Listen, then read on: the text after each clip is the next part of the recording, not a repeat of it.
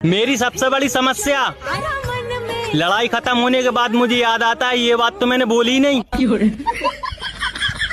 हाँ। एक दिन एप्पल से भी बड़ी कंपनी खोलूंगा। ओ भाई, इस कंपनी का नाम क्या रखेगा?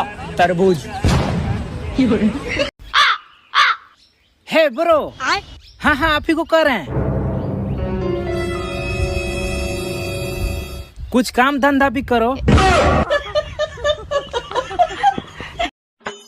अगले साल मेरे पास करोड़ों का बंगला होगा, ऑडी कार होगी, करोड़ों रुपए मेरे अकाउंट में होंगे।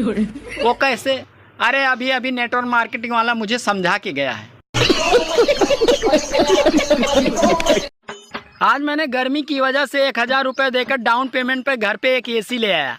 अब मैं EMI नहीं भरूंगा और EMI ना भरने के कारण दुकान वाले 3 महीने के बाद एसी को उठा ले जाएंगे।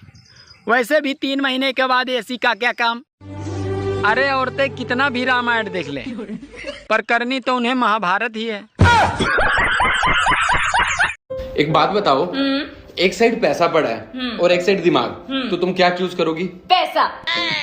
अगर मैं तुम्हारी जगह होता ना तो दिमाग चूज करता। हाँ, तो जिसके पास जो नहीं है वो वही चूज करेगा ना।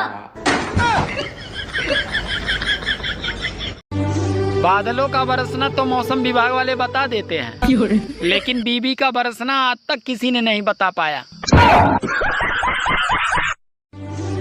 सच बताऊं दोस्तों, रामायण तो अब जाकर हमने ढंग से देखी, क्योंकि बचपन में पूरा ध्यान तो बाण की लाइट और किसका बाण गायब हुआ किसका नहीं हुआ इसी को देखने में रह गई थी।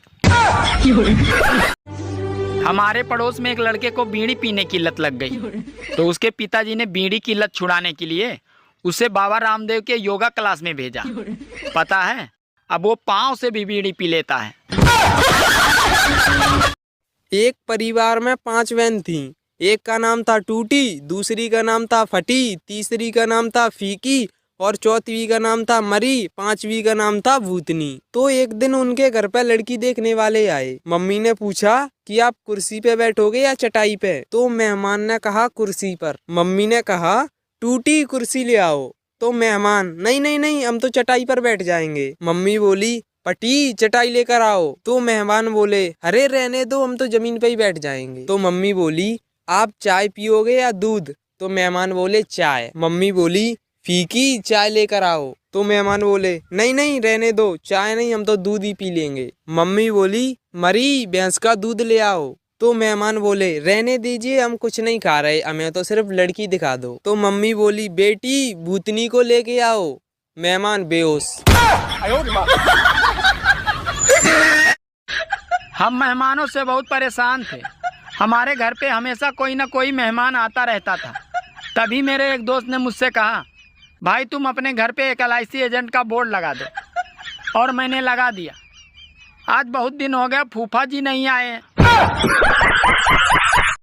हे गूगल, ऑनियन मेरा, लहसुन मेरा, ATM का पिन कोड मुझे तो बता, ये वाला गाना।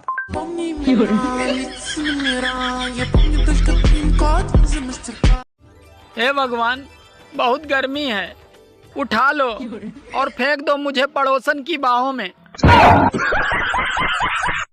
जो बीबी को मुसीबत कहते हैं उनको एक बात बता दूं, वो खुद ही नहीं आई थी चल के, आप ही उसको पू पू पौ पौ पी पी घम्मड़ घम्मड़ और नागिन डांस करते हुए लेने गए थे। अब भुगतो फिर। क्या आपको पता है आलू पराठे को इंग्लिश में क्या कहते हैं? इतना नहीं पता आपको? आलू पराठे को इंग्लिश में कहते हैं आलू पराठे। आलू पराठे। जब तुम तनाव में होते हो तो क्या करते हो? जी मंदिर चला जाता हूँ। बहुत बढ़िया, ध्यान वान लगाते हो वहाँ? जी नहीं, लोगों के चप्पल जूते मिक्स कर देता हूँ, फिर उन लोगों को देखता रहता हूँ। उनको तनाव में देखकर मेरा तनाव दूर हो जाता है। उम्र बढ़ती जा रही है और हरकतें सुधरने का नाम ही नहीं ले रही है। अरे मेरी नहीं, आप लोगों की। अच्छा, कहीं शादी में जाओ तो लोग कहते हैं भैया खाना खा के ही जाना। अब उन्हें कौन समझाए कि हम यहाँ खाना खाने ही तो आए हैं, और क्या हम यहाँ मंत्र थोड़ी फूकने आए हैं।